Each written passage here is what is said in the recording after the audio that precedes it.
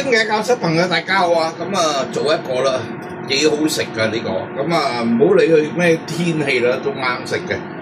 欖角辣椒蒸今日蒸龍躉，咁我哋蒸魚雲又得，蒸龍躉又得，蒸排骨都得，非常好味。你學識呢一個技巧就得噶啦。好，咁我哋做一做佢先啊。Hello， 今日想同大家講一講呢個食材啊。咁啊喺啲味餸入邊，欖角啦係主要嘅調味料嚟嘅。咁我切碎咗，好似咁切碎咗，要入啲糖落去，跟住咧俾啲油落去，撈勻落去，跟住咧就蒸咗佢。咁好，咁我撈啲醬先，呢度薑啦，有蒜嘅，呢啲咧係一啲辣嘅泡椒啦，亦都俾少少呢個欖角落去啊。咁啊呢啲欖角啦都鹹嘅，咁啊我啲糖精我頭先講過俾大家聽點做噶啦。咁啊要俾少味落去啦，俾少生抽落去。好，咁呢個汁啦，我哋啦和好咗之後啦，擺埋一邊先。呢度啦，我俾少鹽巴落去，俾少底味落去，同佢捽一捽去，一陣間咧蒸出嚟啲龍躉咧爽彈啲嘅。我哋一路啦捏到去啦，有少起膠。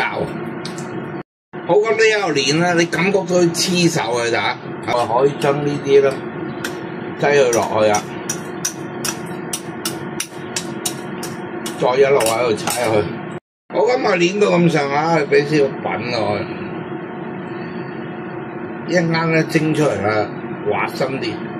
好，最後尾我哋入多少少油落去啊，俾多少少花生油落去，俾少葱落去。好，咁我哋啦蒸一蒸啲南瓜墊喺底啊，將呢啲龍躉件啦，我哋啦就排落去啦。好，咁我將龍躉件咧落晒落去啦，呢啲咧我哋亦都啦放埋落去，整翻呢啲唔好嘥。好，咁我懟落去蒸啊，咁呢啲咧7分鐘乜都熟噶啦。好，咁將啲龍躉件咧擠落去水滾大火蒸7 minutes。好，咁7分鐘啦，乜都熟晒啊，放少少薑欖落去啦。